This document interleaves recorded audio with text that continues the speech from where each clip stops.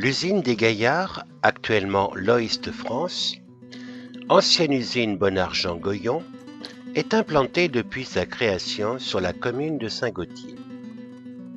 Elle produit de la chaux en chauffant du calcaire à près de 1000 degrés Celsius pour en extraire le gaz carbonique.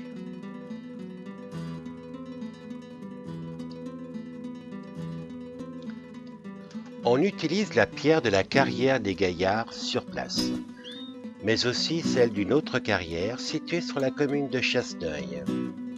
Des terres agricoles ont été achetées pour les exploiter en carrière.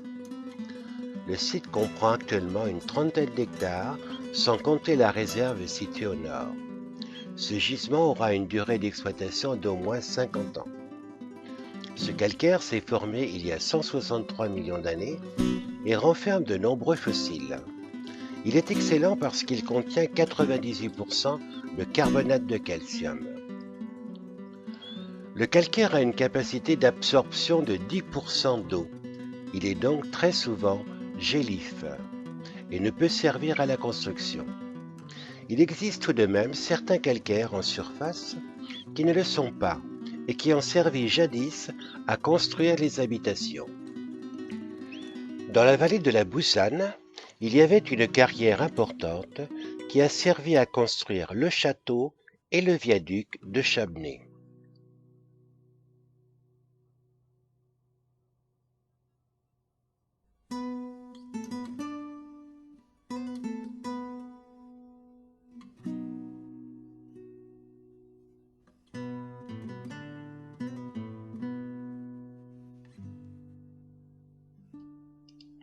Les veines d'argile les plus importantes se trouvent dans la partie haute de la carrière.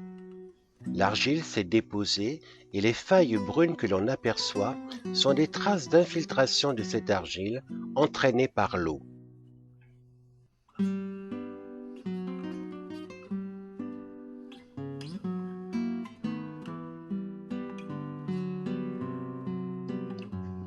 Avec une machine, les ouvriers font des trous de plusieurs mètres de profondeur sur 2 rangées. On y place des explosifs et on fait exploser la roche. La pelleteuse charge les camions qui transportent les pierres au lieu de concassage. 3 camions sont en roulement toute la journée. À la carrière, on travaille 8 heures par jour sur 5 jours.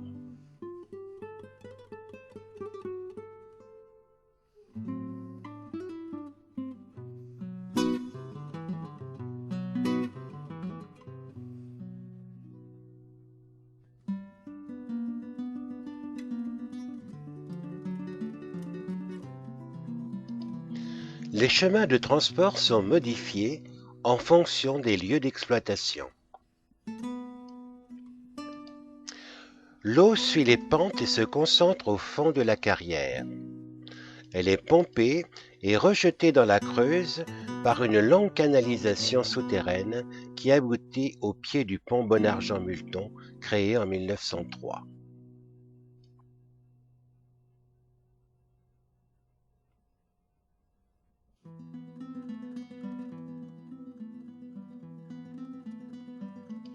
Le concassage des pierres permet de les réduire à un calibre adapté au tamisage.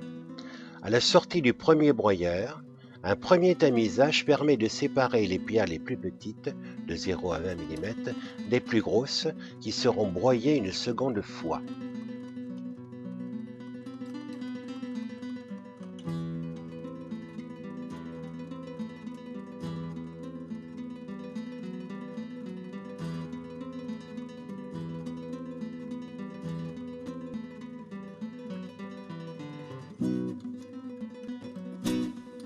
Des tamisages successifs permettent d'éliminer une partie des produits.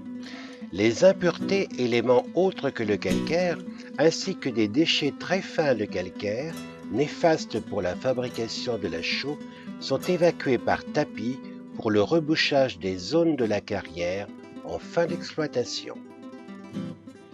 Les calibres trop petits de pierre sont vendus comme calcaire broyé. Après ces opérations, la pierre retenue pour la cuisson est calibrée en 2 catégories. Un dosage minutieux entre les deux permettra d'agir sur la qualité de la production.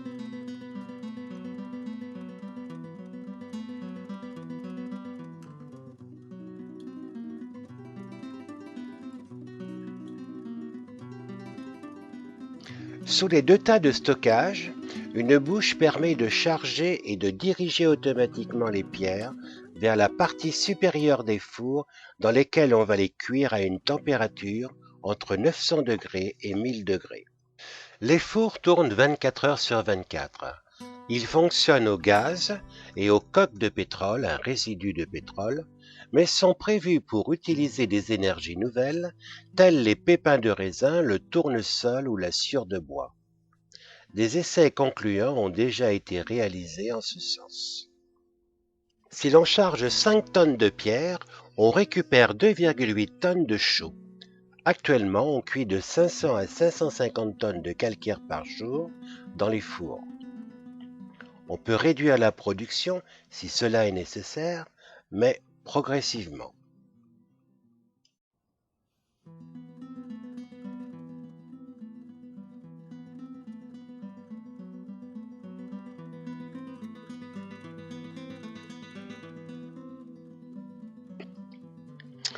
Un automate commande chaque four et une alarme permet de détecter tout dysfonctionnement. Une astreinte de nuit permet la surveillance des fours et une réaction immédiate en cas de problème.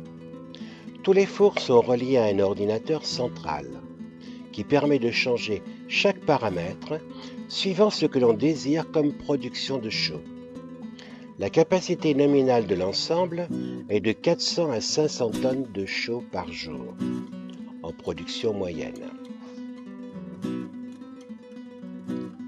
Chaque four est composé de 2 cuves qui sont chauffées alternativement et l'on passe de l'une à l'autre toutes les 600 secondes.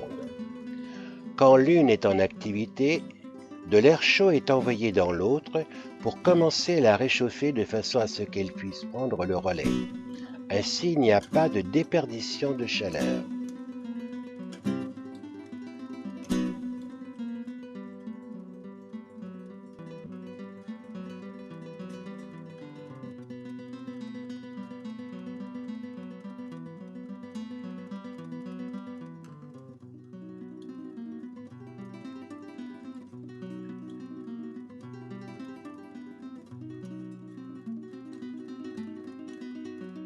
À la sortie du four, la chaux vive est tamisée ou broyée et calibrée en fonction de l'utilisation à laquelle elle est destinée.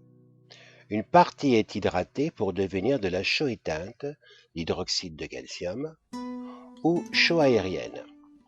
Cette dernière sera encore broyée et tamisée.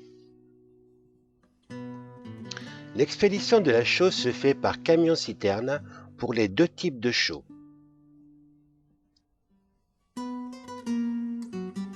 Le conditionnement par sac se fait en sac de 25 kg ou de 50 kg ou encore par big bag de 500 kg ou plus.